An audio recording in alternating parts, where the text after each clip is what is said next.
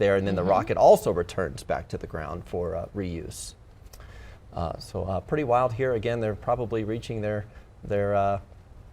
top speeds. They're still accelerating, it looks like, just based on the information here. But again, it's a quick flight, but a lot of fun. There's a married couple on board, and so nice. Along with 4 other crew members on board. So we're going to kind of stay on top of this and watch it as it descends back down to Earth. Again, they launched from West Texas just a minute or so ago. Pretty wild to see. Right now on Denver 7 News at 8 o'clock on Local 3, Colorado is closing its mass vaccination sites today. Why state officials say now is the right time to make that change. Plus, conflict in Ukraine continues to impact our budgets. The plan President Biden is weighing to provide some relief at the pump.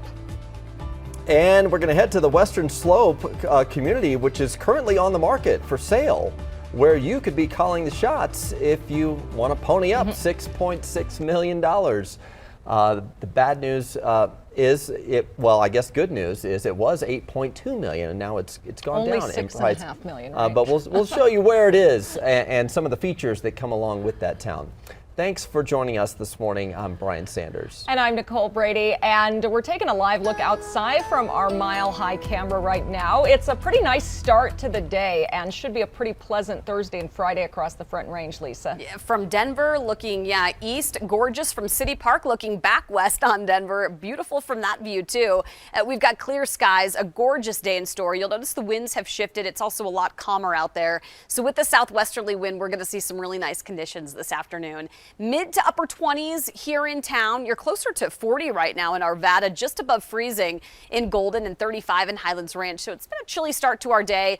Great looking dog walking forecast, though. By about noon, we're going to be in the low 50s. We'll see just a few high clouds by late afternoon. We'll be close to 60 by 5 o'clock today. Denver near 60, low 60s in Greeley and Fort Collins, and more 40s than 30s in the mountains today. Now tonight into tomorrow morning, that all kind of changes. We're going to see another cold front race through. A few showers may roll east over the I-25 corridor tonight. There's a slim chance. So, Jason, we may see some damp roads early tomorrow morning, but then skies will clear out again with more sunshine Friday afternoon. And obviously sloppy roads up into the mountains for you as you can make your way up there and enjoy some of the spring skiing. Right now here around Metro Denver, it doesn't look too bad. We'll get back to that in just a second. Highway 6 right here by tunnels 2 and 3. Take a look from the quad split where you can see some of the work that's going on. You'll see a little bit of traffic, and then you'll see no traffic on Highway 6 as they're doing work up there right now, holding traffic for a certain time. So I-70 is an easy way to get around that and avoid those delays. Take a look at the drive over there on C-470 where it's actually a little bit heavy. Take a look from the camera over by Quincy, and you can see on that northbound side some slower traffic going up towards 285. So a typical drive, a little bit more crowded over there on that west side, but the rest of the drive, including I-25, looks pretty decent. Stop and go traffic with that sun glare past Evans, and then some traffic on 225 over by Alameda. So you're seeing some sunshine, you're seeing some slower pockets here and there, but nothing major going on blocking lanes. Well, today is your last chance to get a COVID vaccine at one of the state-run mass vaccination clinics. They are shutting down after today, which is a sign we're turning a corner in the pandemic. Denver 7's Jessica Crawford is live at one of those sites at Waterworld. And Jessica, the number of people getting vaccines out there at these mass sites has been dwindling. Absolutely. So many fewer people have been getting vaccines. In fact, the state tells us that just about 300 people a week are getting vaccinated at these large vaccination sites. That's part of the reason why they're closing them down. So many sites, including Dick's Sporting Goods Park and Waterworld, where I am right now, were some of the first to provide relief to thousands at the height of the pandemic through vaccinations. Today, both locations, along with other large COVID-19 vaccination sites, are going to be shutting down. The state health department says this is part of the governor's roadmap to moving forward. The Tri-County Health Department has many state-run sites in its area and says it has seen a dramatic decrease in people using them. If needed, the state says that it could have all large vaccination sites back online within just about a month. The state health department says close to 2,000 vaccine clinics are still enrolled in the vaccination program for those of you who still want to get your vaccines. The community testing sites will remain open as well for the next couple of months across the state, and so will the state's vaccine buses. We're in a point of the pandemic where we're looking at how to bridge both, we haven't reached that endemic phase quite yet, but we are also looking at how to recover within our communities and how to live our lives with, COVID-19 as part of our daily lives.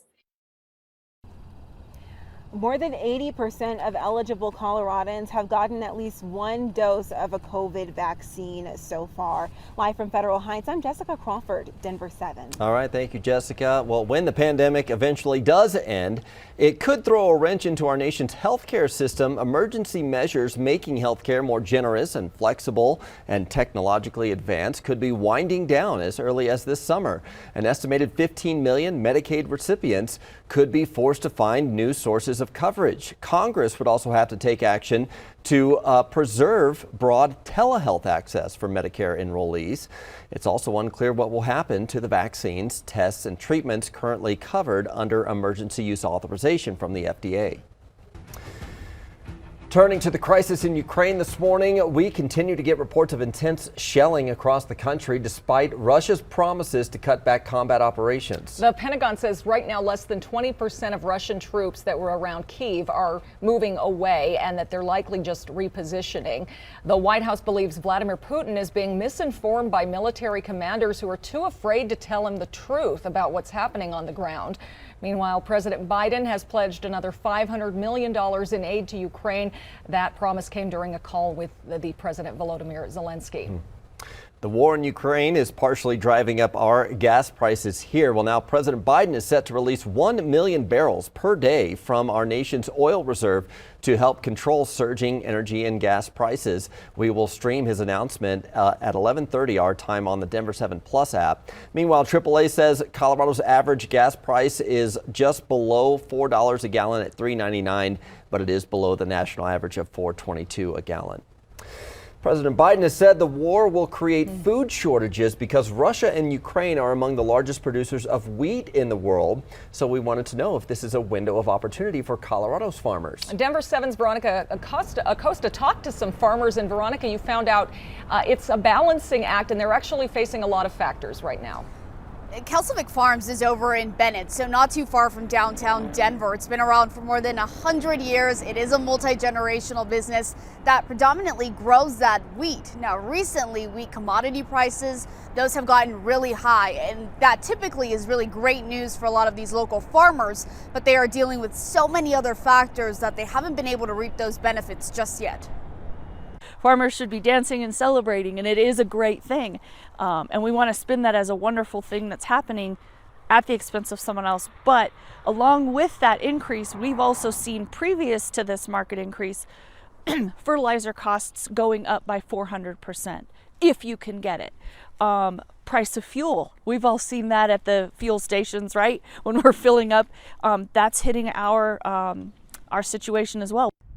And Danelle said it there, fertilizer prices, those have skyrocketed. Fuel, as we all know, also very expensive. Both of those things, as you can imagine, essential on farms. The fertilizer that's needed to grow the wheat, the fuel needed for those semis and tractors, and then there's something else. Even though wheat prices are at that all-time high, the Kelsovics, they don't have any wheat to sell right now, and that's because of the time of the year that it is. They plant their crop around September, they allow it to grow over the winter, and then they harvest in July. There's also the lack of moisture. That means less bushels of wheat, which in turn means smaller paychecks for some of those farmers. Despite those factors, the Kelsovics say they're going to keep pushing forward. They have no plans to stop their wheat growing business, and they hope that in a year or so, they're able to reap some of those benefits. In Denver, Veronica Acosta, Denver 7. Thank you, Veronica. A $2,000 reward is now being offered for information in the death of a teenage girl in Denver. 17-year-old Jasmine Rivas Hernandez was found in an alley Saturday afternoon. Denver police tell us she was shot. Anyone with information about the case should call Metro Denver Crime Stoppers, and you can remain anonymous. Investigators in Lafayette are dismissing a murder case against a 96-year-old man who shot and killed a staff member at an assisted living facility. Oki Payne is accused of killing Ricardo Medina Rojas back in February of last year. Court documents say Payne is incompetent to stand trial due to severe mental conditions and his age. Payne will spend the rest of his life at a state mental hospital in Pueblo. Boulder, CU Boulder that is, will honor the 10 Coloradans killed in the Boulder King Super shooting. The university will dedicate a tree in the northeast corner of Farron Field today. Those who attend the ceremony are welcome to speak, and they can also leave mementos or tokens in the soil. Well, you'll never know what you'll find for sale in Colorado's crazy housing market, but an entire town was just listed. See if you can buy it. Coming up, rethinking how you retire, why more employers are allowing workers to sort of phase out of the job.